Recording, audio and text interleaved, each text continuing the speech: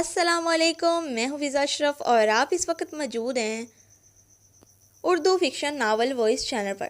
میں لے کر حاضر ہوئی ہوں آج ایک مکمل سٹوری جو بہت ہی زبردست ہے۔ آپ لوگوں کو یہ بہت ہی اچھی لگنے والی ہے۔ امید کریں ایک دفعہ اسے ریڈ کر کے دیکھیں، واقعی آپ لوگوں کو یہ ڈیفرنٹ لگے گی اور بہت اچھی لگنے والی ہے۔ ٹھیک ہے، اس کا نام ہے ریت کا نصیب، تحریر حور راجپوت۔ راجستھان کے تپتے ہوئے صحراؤں کے بیچوں بیچ کھڑی حویلی چودھری حویلی آج روشنیوں میں نہائی ہوئی تھی، مگر اس حویلی کے بلند و باغ در و دیوار سے اداسی کی بو آ رہی تھی۔ آج اس حویلی کے بڑے وارث سلطان خان کا نکاح تھا۔ گیت جسے زبردستی اس نکاح کی زنجیروں میں جگڑا گیا تھا، اپنے کمرے میں بیٹھی کانپ رہی تھی۔ اس کے سرخ عروسی جوڑے پر لگی بھاری زرد دوزی کا کام اسے اپنے گرد کسی شکنجے کی طرح محسوس ہو رہا تھا۔ نکاح کے بول اس کے لیے کسی فیصلے کی طرح تھے جس نے اسے ایک ایسے شخص کے حوالے کر دیا تھا جس کے دل میں رحم نام کی کوئی جگہ نہ تھی۔ رات کے سناٹے میں جب سلطان خان نشے میں دھت کمرے میں داخل ہوا تو اس کی آنکھوں میں ہوس اور تکبر کی آگ تھی۔ اس نے بے رحمی سے گیت کا گھونگھٹ الٹا اور اس کے نازک چہرے کو اپنی سخت ہاتھوں کی گرفت میں لے لیا۔ یاد رکھنا گیت، تم اس حویلی کی ملکہ نہیں، میری انا کی جیت ہو۔ اب تمہاری زندگی کی ہر سانس میری مرضی کی محتاج ہوگی۔ سلطان کی آواز کی گونج نے گیت کے وجود کو لرزا کر رکھ دیا۔ جب گیت نے پیچھے ہٹنے کی کوشش کی تو سلطان نے اسے زور سے دیوار کی طرف دھکیلا، جس سے گیت کی کلائی میں پہنی ہوئی کانچ کی چوڑیاں ٹوٹ کر اس کی کلائی میں پیوست ہو گئی۔ دیوار کی دوسری طرف حویلی کے برآمدے میں ایک شخص کھڑا جس کا دل ہر چیخ پر لہو لہان ہو رہا تھا۔ وہ امان خان تھا، سلطان کا چھوٹا بھائی۔ امان خان جو اپنی شرافت، علم اور خاموش محبت کے لیے جانا جاتا تھا۔ اگلی صبح جب فجر کی اذان کی صدا صحرا کی ہواؤں میں گونجی، گیت حویلی کے بڑے صحن میں وضو کے لیے آئی۔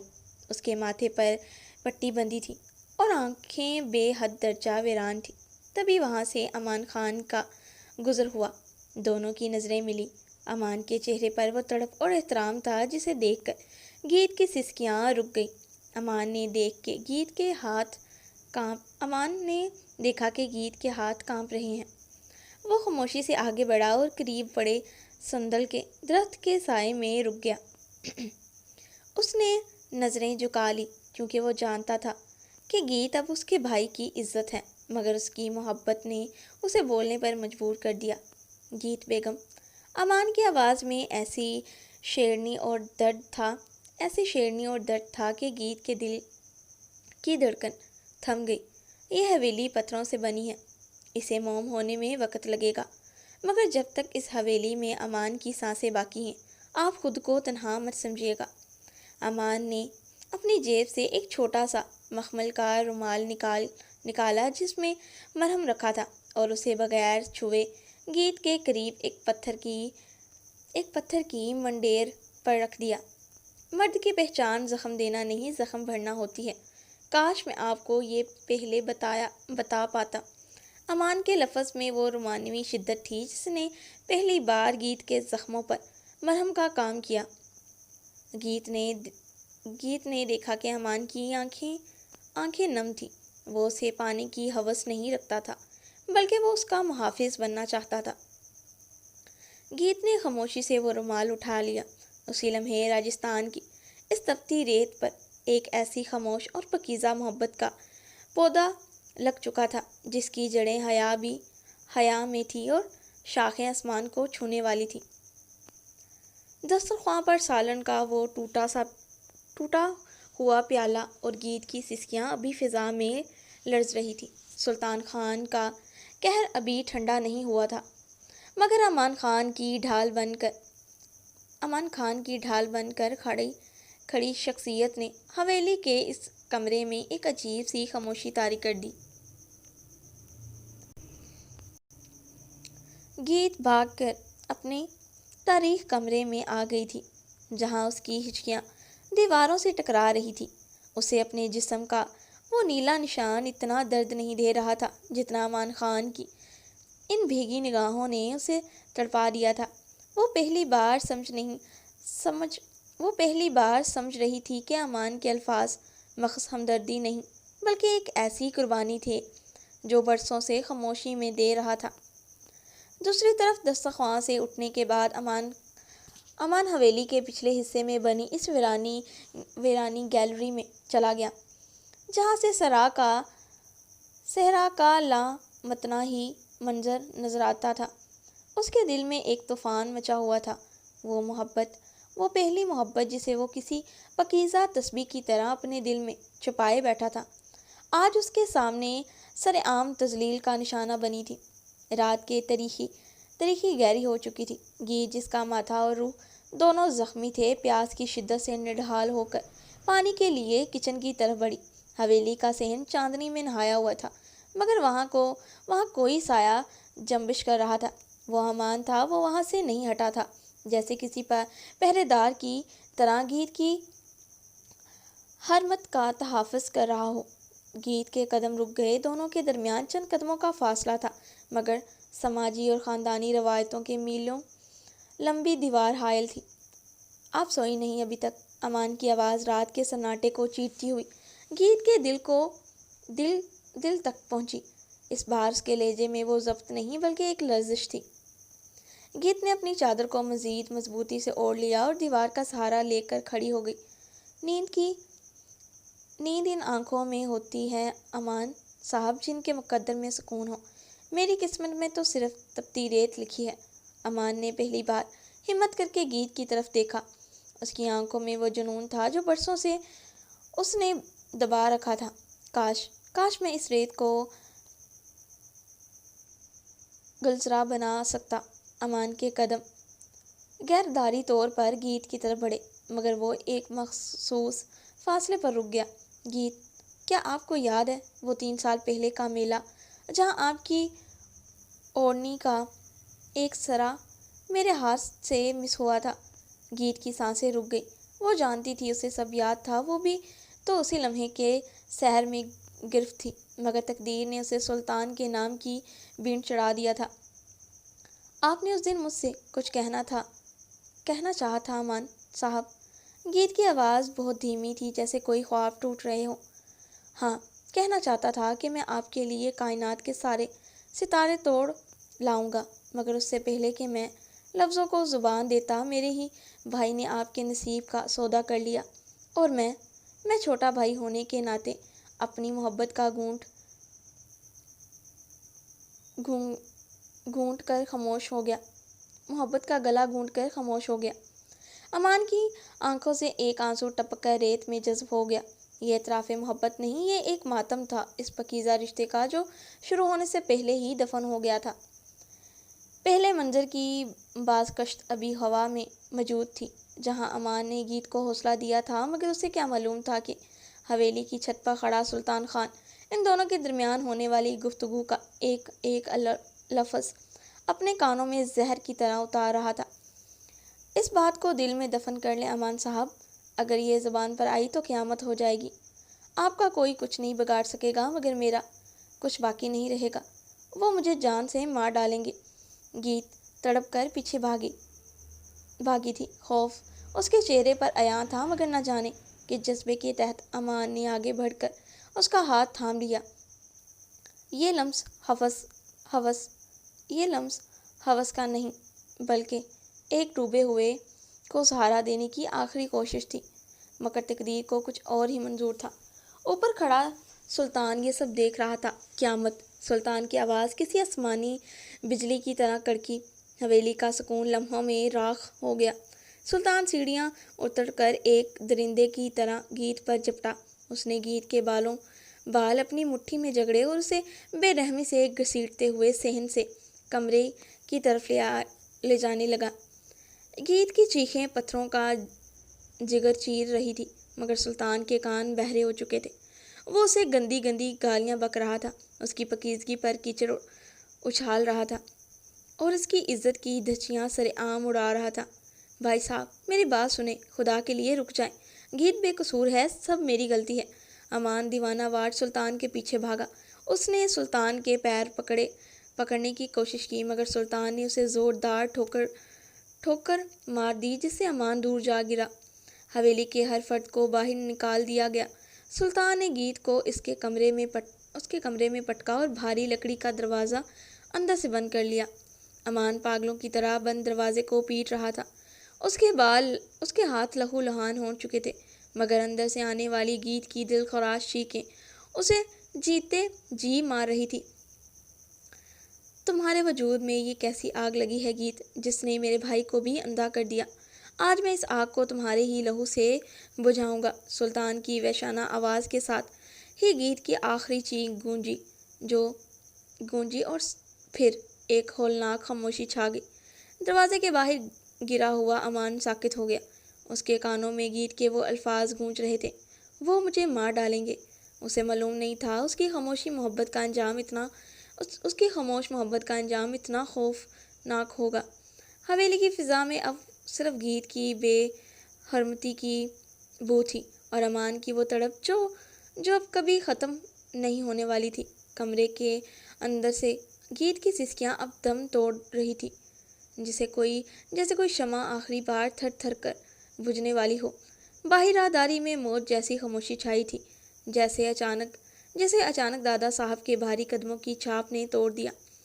دادا صاحب، جن کے چہرے پر برسوں کی سخت گہری اور خاندانی غرور کی جھریاں تھیں، آگے بڑھے اور ساکت کھڑے امان کو اپنے سینے سے لگایا۔ ان کے لمس میں ہمدردی نہیں بلکہ ایک زہریلی مصلحت تھی۔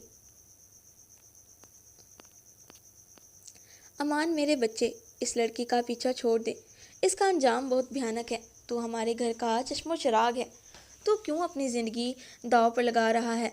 پریشان نہ ہو، اس جیسی ہزاروں تیرے قدموں میں لا کر ڈال دوں گا۔ امان نے پھٹی نظروں سے اپنے بوڑھے دادا کو دیکھا، جن کے الفاظ کسی خنجر کی طرح اس کے جگر کے پار ہو رہے تھے۔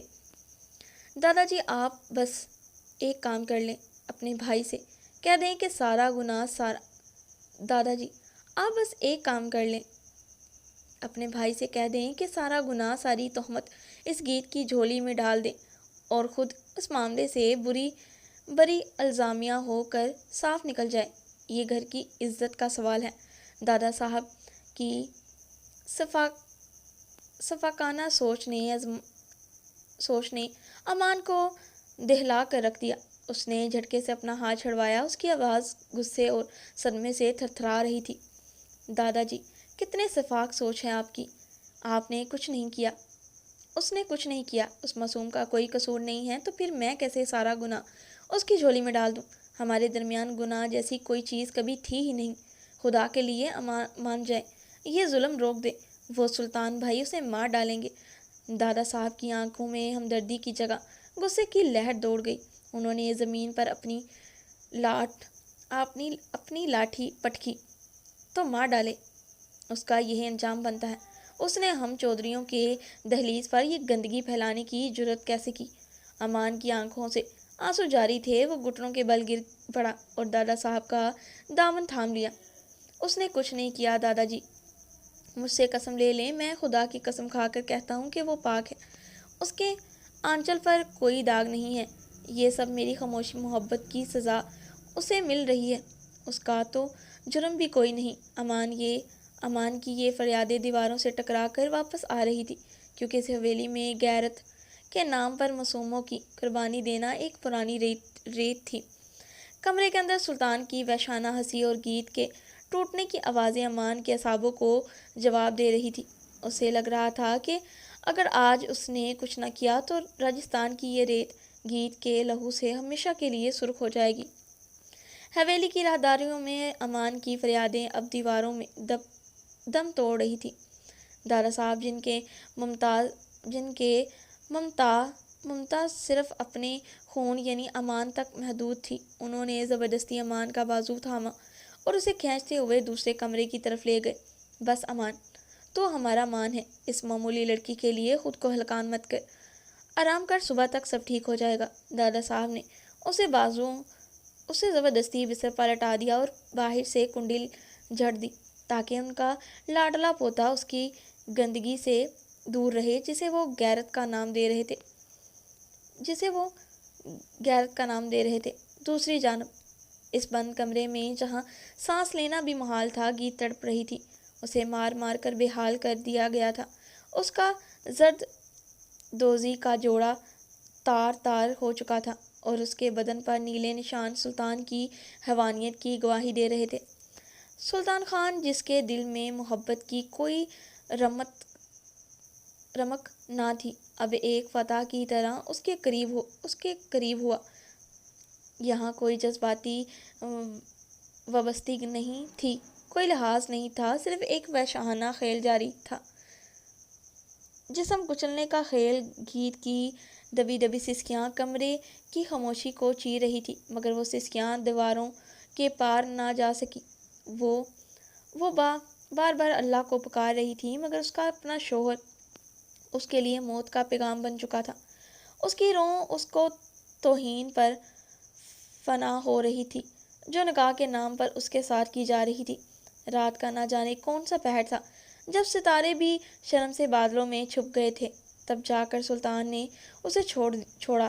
گیت اب ایک لاش کی طرح فرش پر پڑی تھی، اس کی آنکھیں چھت کو تک رہی تھی جہاں اسے اب صرف موت کا فرشتہ نظر آ رہا تھا۔ کئی گھنٹوں کے اس جہنم کے بعد جب اس کی جان چھوٹی تو وہ حرکت کرنے کے قابل بھی نہ رہی۔ سلطان اسے وہیں بے یار و مددگار چھوڑ کر باہر نکل گیا، جیسے کوئی شکاری اپنا شکار ادموا چھوڑ کر چلا جاتا ہے۔ ادھر مان اپنے کمرے میں قید دیوار سے سر لگائے بیٹھا تھا۔ اسے سکون نہیں آ رہا تھا کیونکہ اس کی روح اس وقت گیت کے ساتھ اس کمرے میں موجود تھی۔ اسے ہر سسکی، ہر چیخ اپنے دل پر محسوس ہو رہی تھی۔ فجر کی پہلی کرن ابھی نمودار نہیں ہوئی تھی کہ حویلی کے اس تاریک حصے سے ایک دبی ہوئی لرزتی ہوئی آواز آئی جس نے امان کے مردہ ہوتے ہوئے وجود پر ایک بار پھر جان ڈالی۔ رات کا پچھلا پہر تھا جب خاموشی کی چادر چیرتے ہوئے امان نے اپنے ایک وفادار ملازم کو فون کیا، "دروازہ کھولو ابھی"۔ اس کے لہجے کی کاٹ ایسی تھی کہ ملازم کی ہمت نہ ہوئی سوال کرنے کی۔ امان چودھری چھپکے سے اپنے کمرے سے نکلا اور سیدھا اس کے کمرے کی طرف بھاگا جہاں گیت کی زندگی کی شمع گل ہو رہی تھی۔ جب اس نے دروازہ کھولا تو سامنے کا منظر دیکھ کر امان کے پیروں تلے زمین نکل گئی۔ گیت فرش پر کسی ٹوٹی ہوئی کلی کی طرح بکھری پڑی تھی، اس کے وجود پر لگے زخم سلطان کی درندگی کی گواہی دے رہے تھے۔ امان کی آنکھوں میں خون اترا تھا، مگر اس نے خود پر قابو پایا اور جھک کر گیت کو اپنے بازوؤں میں سمیٹا۔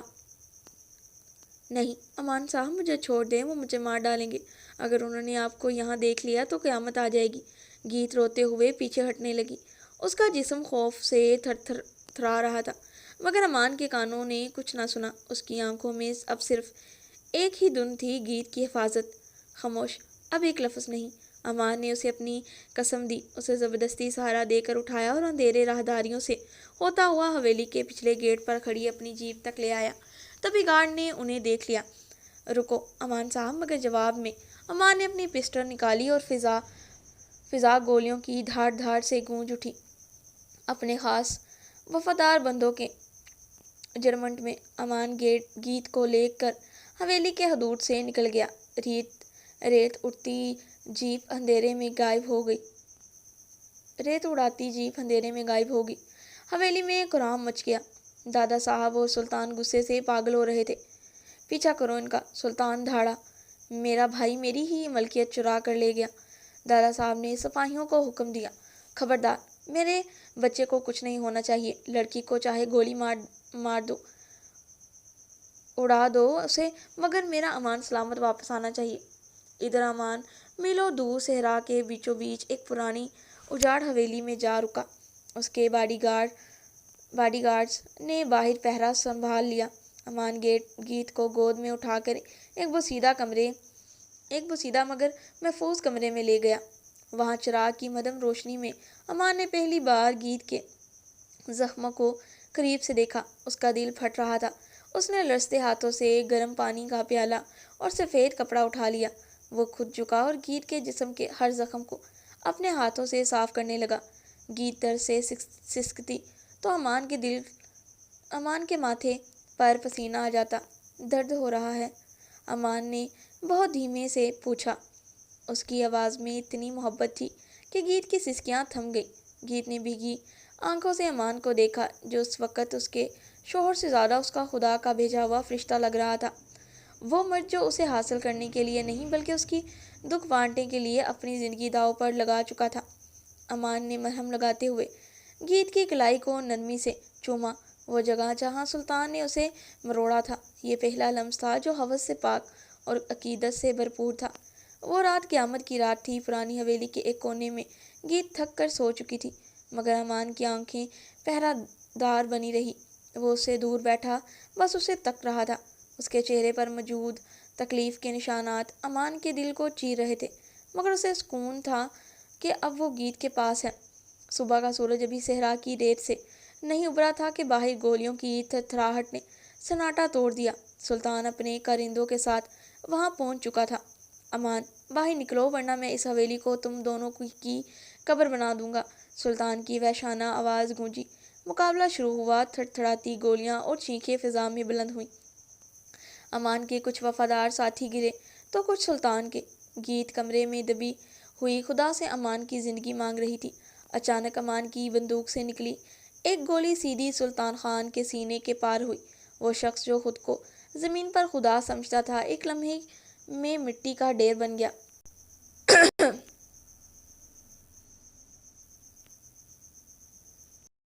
سلطان کی موت کے ساتھ ہی جیسے گیت کی برسوں کی قید ختم ہو گئی۔ گیت کمرے سے باہر سلطان کی لاش دیکھ کر کبھی ہنستی تو کبھی پھوٹ پھوٹ کر رو دیتی۔ اسے اپنے شوہر کے مرنے کا دکھ نہیں تھا بلکہ اس شیطان سے نجات ملنے کا شکر تھا۔ امان نے آگے بڑھ کر گیت کو اپنے سینے سے لگا لیا اور اس کے ماتھے پر عقیدت کا بوسہ دیا۔ اس کے دل میں بھائی کے لیے کوئی ملال نہ تھا، کیونکہ وہ جانتا تھا کہ اگر سلطان زندہ رہتا تو گیت کو جیتے جی مار دیتا۔ دوسری جانب دادا جان حویلی پہنچے تو لاش دیکھ کر آگ بگولا ہو گئے۔ اب اب بھی گیت کو ہی اس سب کا ذمہ دار ٹھہرا رہے تھے۔ اسے مارنا چاہتے تھے مگر امان ہماریہ کی طرح ڈٹ گیا۔ دادا جان، اگر اس لڑکی کو ایک خراش بھی آئی تو خدا کی قسم میں اپنی جان لے لوں گا۔ امان نے پسٹول اپنی کن پٹی پر رکھ دی۔ دادا صاحب کی کمزوری امان تھا، وہ اس کی محبت کے سامنے ہار گئے۔ خاندانی انا دم توڑ گئی اور انہیں سر تسلیم خم کرنا پڑا۔ گیت کو چودھری حویلی کی عزت اور امان کی شریک حیات ماننا ہی واحد راستہ بچا تھا۔ 4 ماہ گزر گئے تھے۔ عدت کی وہ دن گیت نے امان کے سائے میں گزارے جہاں اسے تذلیل نہیں بلکہ بے پناہ احترام ملا تھا۔ آج شادی کا دن تھا۔ وہی چودھری حویلی جو کبھی ماتم کدا تھی آج پھولوں اور روشنیوں سے مہک رہی تھی۔ اسٹیج سج چکا تھا۔ گیت سرخ جوڑے میں ملبوس مگر اس بار اس کی آنکھوں میں خوف نہیں بلکہ امان کے لیے بے پناہ محبت اور تشکر تھا۔ امان نے گیت کا ہاتھ تھاما اور دھیمے سے بولا، گیت بیگم، میں نے کہا تھا نا امان کی سانسیں آپ کی ڈھال بنے گی۔ آج سے آپ کی ہر تکلیف میری اور میری ہر خوشی آپ کی۔ راجستھان کی ریت گواہ تھی کہ ایک سچے اور پکیزہ محبت نے آخرکار ظلم کے بت کو پاش کر دیا تھا۔ شادی کی تمام روایتی رسمیں پوری ہو چکی تھیں۔ چودھری حویلی کی وہی دیواریں جو کبھی خوف کا استعارہ تھی آج سندل اور عدود کی خوشبو سے مہک رہی تھی۔ امان خان گیت کو سہارا دے کر اسے کمرے میں لے آیا جو خاص طور پر ان کی پہلی رات کے لیے سجایا گیا تھا۔ کمرے کا ہر گوشہ سرخ گلاب اور سفید چنبیلی کے گلابوں سے بھرا ہوا تھا۔ ان نیاب سرخ گلاب کی طرح ان کی محبت بھی اس دنیا میں منفرد اور نیاب تھی۔